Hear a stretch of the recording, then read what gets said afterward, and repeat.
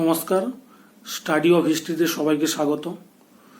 আজ আমি অষ্টম শ্রেণীর চতুর্থ অধ্যায় সেকেন্ড সাবমেটিভ পরীক্ষার যে সকল গুরুত্বপূর্ণ 2 নম্বরের কোশ্চেনগুলো হয় সেগুলি আজকে আমি তোমাদের সামনে উপস্থাপন করব।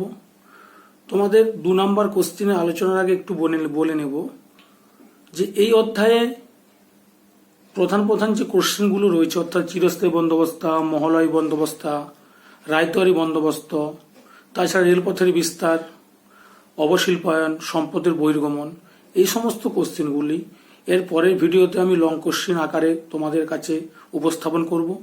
আজকে শুধুমাত্র তোমাদের কাছে যে গুরুত্বপূর্ণ 2 নম্বর যে কোশ্চেনগুলো হয় সেগুলি তোমাদের কাছে আছে আলোচনা করছি। তোমরা অবশ্যই দেখো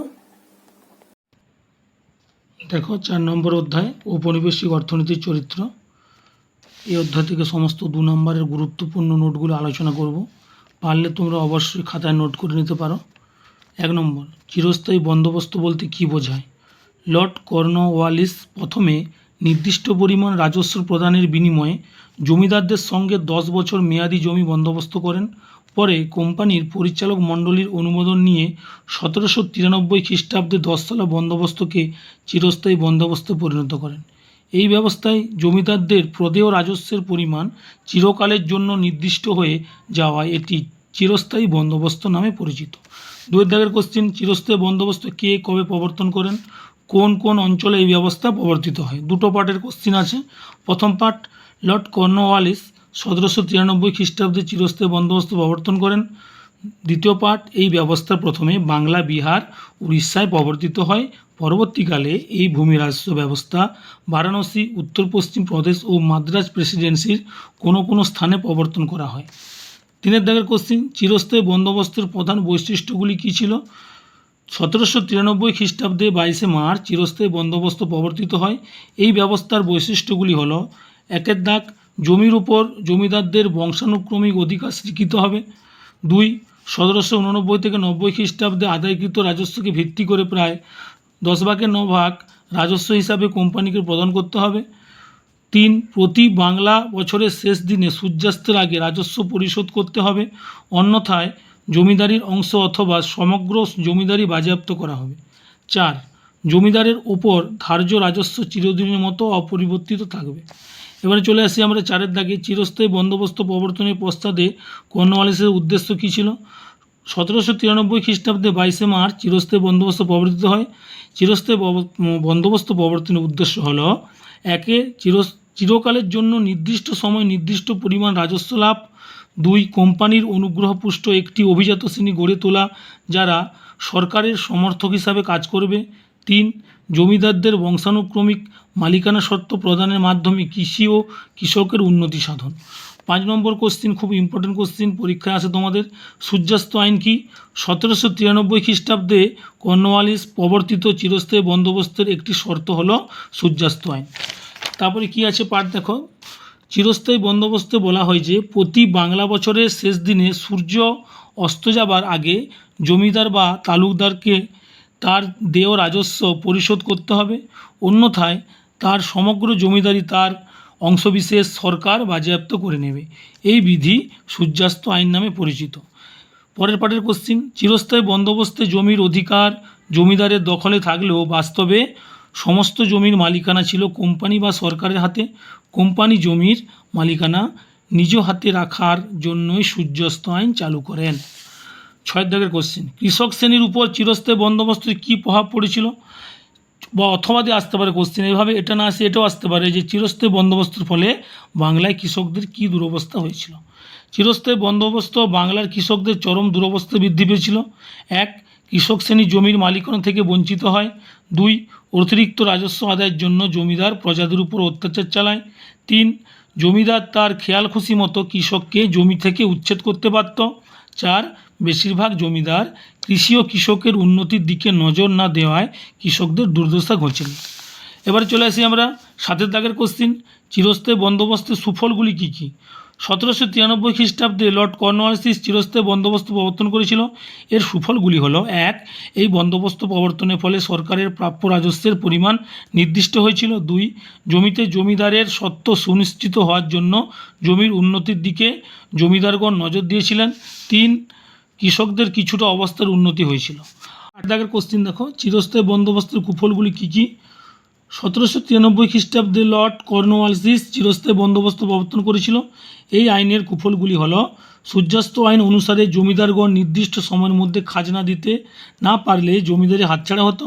নিলামের মাধ্যমে জমির বন্দোবস্ত দেওয়ার ফলে অনেক ভূঁইফোড় জমিদারের উৎপত্তি হয়েছিল। ভূঁইফোড় অর্থে এখানে মাটি ভেদ করে উঠানো, এখানে হচ্ছে সে সময় অনেক জমিদারের উদ্ভব হয়েছিল। ঠিক আছে। 3. কৃষক ও সরকারের মাঝে মধ্যবর্তীভোগী শ্রেণীর উদ্ভব হয়েছিল, ফলে কৃষকদের উপর অত্যাচার বেড়েছিল। তারপরে কোশ্চিন দেখো, 9 দাগ, রায়তওয়ারি বন্দোবস্ত কী? 1820 খ্রিস্টাব্দে স্যার টমাস মনরো ও ক্যাপ্টেন রিড মাদ্রাজ ও বোম্বাই প্রেসিডেন্সির বিস্তীর্ণ অঞ্চলে রায়তওয়ারি বন্দোবস্ত প্রবর্তন করেন। এই ব্যবস্থায় সরকার সরকারি রায়ত বা কৃষকের সঙ্গে রাজস্ব বন্দোবস্ত করত, কোনো মধ্যস্বত্বভোগীর সঙ্গে নয়। এই ব্যবস্থায় অর্থাৎ এখানে কি বলেছে, যে সরাসরি হচ্ছে কার সঙ্গে করত না, হচ্ছে বলেছেন রায়তওয়ারি বন্দোবস্ত প্রবর্তন করলে এই ব্যবস্থায় সরকার সরাসরি রায়ত বা কৃষকদের সঙ্গে করতো, মাঝখানে কেউ থাকতো না। ঠিক আছে। এই ব্যবস্থায় উৎপাদনের মোট খরচ বাদ দিয়ে যা বাকি থাকবে তার 50% রায়তদের ভূমি রাজস্ব হিসাবে ঠিক হতো বা হয়। রায়ত সরাসরি সরকারের কাছে রাজস্ব প্রদান করতো বলে এই ভূমি ব্যবস্থা রায়তওয়ারি বন্দোবস্ত নামে পরিচিত। তোমাদের একটা কথা সবসময় মনে রাখি, তোমরা যে নোটগুলো পড়বে সবসময় কনসেপ্ট বা ধারণা ক্লিয়ার করে রাখবে, নাহলে পরীক্ষায় কিন্তু তোমরা ভালো অ্যান্সার লিখতে পারবে না। কনসেপ্ট বা ক্লিয়ার যদি তোমাদের ঠিকঠাক থাকে তাহলে অবশ্যই তোমরা ভালো করে করতে পারবে। তোমরা একটা লং কোশ্চেন পড়ে গেছো, হয়তো কোনো একটা পার্ট পড়লে না, তোমরা যে কোশ্চেনটা পড়বে তোমরা কোশ্চেনটাকে পুরো পড়ার চেষ্টা করবে, তার মধ্যে কি কি আছে, হয়তো কোনোর ভিতরে কারণ রয়েছে, গুরুত্ব রয়েছে, বৈশিষ্ট্য, টোটালটা পড়ার চেষ্টা করবে, দিলে দেখবে অবশ্যই ভালো হবে। ঠিক আছে। পরের দাগে যাব। তারপরে দেখো 10 দাগের কোশ্চেন কি আছে, মহলওয়ারি বন্দোবস্ত কি? 19 শতকের 30-এর দশকে হোল্ড ম্যাকেঞ্জি মহলওয়ারি ব্যবস্থা প্রবর্তন করেন। মহলওয়ারি বন্দোবস্ত অনুসারে কয়েকটি গ্রাম নিয়ে একটি মহল বা তালুক সৃষ্টি করা হতো এবং কোনো প্রভাবশালী ব্যক্তি বা ব্যক্তিবর্গকে যৌথভাবে রাজস্ব দেবার শর্তে এই মহলের ইজারা দেওয়া হতো। মহল ধরে জমি বন্দোবস্ত দেওয়া হতো বলে ওই ব্যবস্থা মহলওয়ারি বন্দোবস্ত নামে পরিচিত। তারপরে 11 দাগের কোশ্চিন, দাদন প্রথা বলতে কী বোঝো? দাদন কথার অর্থ হলো অগ্রিম অর্থ, অর্থাৎ অগ্রিম অর্থ বা ঋণ দেওয়া। ঠিক আছে। আগে থেকে ঋণ দেওয়া হতো, এই জন্য বলতো অগ্রিম অর্থ। ইংরেজরা পণ্য উৎপাদনকারীকে অগ্রিম অর্থ দিয়ে তার উৎপাদিত দ্রব্য দাতার কাছে বিক্রি করতে বাধ্য করত, একে দাদন প্রথা বলা হয়।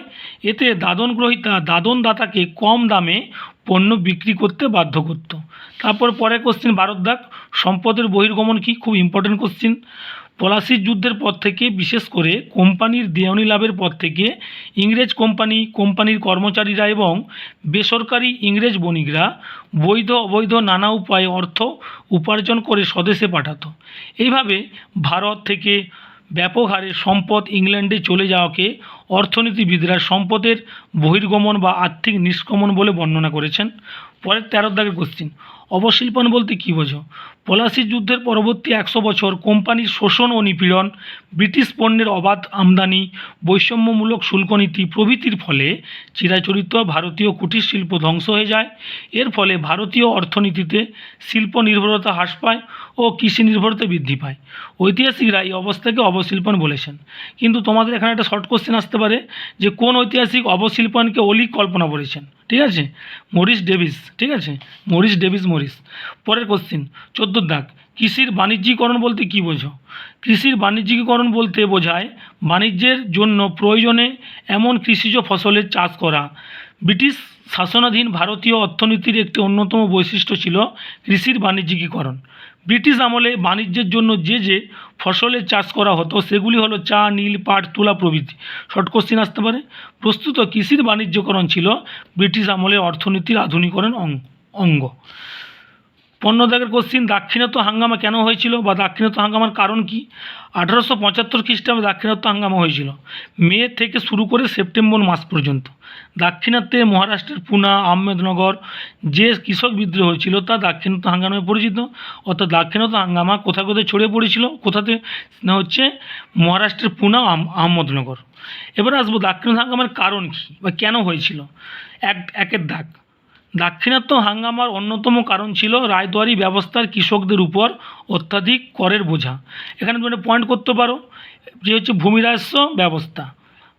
তারপরে 2, ঐতিহাসিক এল নটরাজন বলেন দাক্ষিণাত্যের কৃষক বিদ্রোহের অন্যতম কারণ ছিল তুলোর মূল্য হ্রাস পাওয়া। 3, দক্ষিণ ভারতের শাহুকার মহাজনরা দরিদ্র চাষিদেরকে শোষণ করত। 16 দাগের কোশ্চিন, ভারতের ইতিহাসে 1831 খ্রিস্টাব্দের চার্টার এক গুরুত্বপূর্ণ কেন? 1813 খ্রিস্টাব্দের চার্টারের গুরুত্বপূর্ণ কেন? 1813 খ্রিস্টাব্দে সনদ আইন বা চার্টার অ্যাক্ট পাস করা হয়। এই আইন দ্বারা ভারতের চা ছাড়া অন্যান্য ব্যবসার উপর ইস্ট ইন্ডিয়া কোম্পানির একচেটিয়া বাণিজ্যিক অধিকার লোপ করা হয় এবং ভারতে বাণিজ্যের দরজা অন্যান্য ব্রিটিশ বণিকদের কাছে খুলে যায়। 2 পয়েন্ট, ফলে বিদেশি পণ্যে ভারতের বাজার ছেয়ে যায় এবং ভারতীয় পণ্যের বাজার নষ্ট হয়। 3 দাগ, কোম্পানিকে পরবর্তী 20 বছরের জন্য ভারত শাসনের অধিকার দেওয়া হয়েছিল। 17 দাগের কোশ্চিন, অর্থনৈতিক নীতির আধুনিকীকরণ বলতে কী বোঝো? ব্রিটিশ আমলে ভারতীয় অর্থনীতিতে কৃষির বাণিজ্যিকীকরণ ছিল বিশেষ উল্লেখযোগ্য। বাণিজ্যিক প্রয়োজনে ব্রিটিশ সরকার কৃষকদের দিয়ে জোর করে চা, নীল, পাট, তুলা প্রভৃতির চাষ করাতো। রেলপথ নির্মাণ, রপ্তানির পরিমাণ বৃদ্ধি ও কৃষিতে বাণিজ্যিকীকরণের প্রক্রিয়াকে একত্রে অর্থনীতির আধুনিকীকরণ বলা হয়। 18 দাগ, দেশীয় শিল্পে অবক্ষয় 2টি কারণ লেখো। প্রথম কারণ কী ছিল না, কোম্পানির অসম শুল্ক নীতি, আর 2 শিল্প বিপ্লব। ইংরেজ কোম্পানি দেশীয় শিল্প ধ্বংস করার জন্য ভারতের উৎপাদিত শিল্প সামগ্রীর ওপর অধিক শুল্ক আরোপ করেছিল। 2 নম্বর পয়েন্ট, শিল্প বিপ্লবে কী বলেছে, ইংল্যান্ডের শিল্প বিপ্লবের ফলে ইংল্যান্ডের উৎপাদিত পণ্য ভারতের বাজারে ছেয়ে গিয়েছিল। 19 দাগের কোশ্চিন, ভারতকে ব্রিটিশ সাম্রাজ্যের রত্ন বলা হয় কেন? ভারত ছিল ব্রিটেনের উপনিবেশগুলির মধ্যে অন্যতম একটি প্রধান উপনিবেশ। উপনিবেশ হিসাবে ভারতীয় অর্থনীতির অভিমুখ ছিল ব্রিটেনের স্বার্থ পরিচালিত। 1, 1857 খ্রিস্টাব্দের মহাবিদ্রোহের পর ব্রিটিশ সাম্রাজ্যের প্রয়োজনে ভারতীয় সম্পদ ব্যবহার। 2, ভারতকে ব্রিটিশ পণ্যের উন্মুক্ত বাজার হিসাবে ব্যবহার করা হয়। 3, 1914 খ্রিস্টাব্দ নাগাদ ব্রিটেনের ল্যাঙ্কাশায়ারে তৈরি সুতি কাপড়ের 85% কাপড় বিক্রি হতো ভারতে। ভারতে রেলগাড়ি, রেলপথ নির্মাণের জন্য 17% লোহা ও ইস্পাত আসতো ব্রিটেন থেকে। তাই ব্রিটিশ উপনিবেশগুলির মধ্যে ভারতকে সবচেয়ে দামি রত্ন হিসাবে বলা হয়। পরের কোশ্চিন অর্থাৎ লাস্ট কোশ্চিন 20 দাগ, ভারতে রেলপথ স্থাপনের প্রস্তাবের উদ্দেশ্যগুলি কী ছিল বা কারণ কী ছিল? 1853 খ্রিস্টাব্দে ভারতে প্রথম লর্ড ডালহৌসি রেলপথ স্থাপন করেন। বোম্বাই থেকে পুনে পর্যন্ত 21 মাইল রেলপথ হলো ভারতের প্রথম রেলপথ। উদ্দেশ্য, ভারতে রেলপথ স্থাপনের প্রধান উদ্দেশ্য হলো 1, ভারতের বিভিন্ন অঞ্চলে সেনাবাহিনীর দ্রুত যাতায়াতের ব্যবস্থা করা। 2, ভারতের বিভিন্ন অঞ্চলে ব্রিটিশ পণ্যের বাজার ছড়িয়ে দেওয়া এবং 3, দূর অঞ্চলগুলি থেকে কাঁচামাল ও অন্যান্য পণ্য সামগ্রী দ্রুত ও কম খরচে বন্দরগুলি থেকে নিয়ে আসা। তোমরা এই নোটগুলি অবশ্যই ভালো করে তোমাদের খাতায় অবশ্যই নোট করবে এবং ভালো করে পড়বে। আর সর্বোপরি একটা কথা বলি, তোমরা যে এই অধ্যায় থেকে বিভিন্ন কোশ্চেনগুলো পড়বে, তোমরা হচ্ছে কোশ্চেনগুলো পড়ে ধারণা বা কনসেপ্টটা ক্লিয়ার করবে যে এই নোটটাতে কী বলেছে বা কী বলা হয়েছে বা কী বলতে চেয়েছে, এই জিনিসটাকে ভালো করে পড়বে। আর সবসময় একটা কথা বলি, কোনো নোটের মধ্যে যদি কোনো ঐতিহাসিকের নাম বা যদি কোনো গুরুত্বপূর্ণ ঘটনা থাকে অবশ্যই সেগুলোকে নোট করবে, ঠিক আছে? আর পরের ক্লাসে আমি অবশ্যই এই অধ্যায় থেকে যে বড় কোশ্চেনগুলো হয় সেগুলো হচ্ছে তোমাদের নোট আকারে ব্যাখ্যা করব অবশ্যই। আর তোমাদের হচ্ছে তোমাদের এই যে পাঠ্যাংশ বা তোমাদের 4 নম্বর যে অধ্যায়টি আবার ভালোভাবে আলোচনা করা হবে। তাই ভিডিওটা যদি ভালো লেগে থাকে তাহলে অবশ্যই লাইক করবে এবং কমেন্ট করবে, শেয়ার করবে। আরও ভিডিও পেতে হলে সাবস্ক্রাইব করার পর বেল আইকনটি ক্লিক করবে, ঠিক আছে? দিলে তোমরা প্রত্যেকটা অধ্যায়ের সমস্ত ভিডিও তোমরা পেয়ে যাবে। রাখছি আজকে।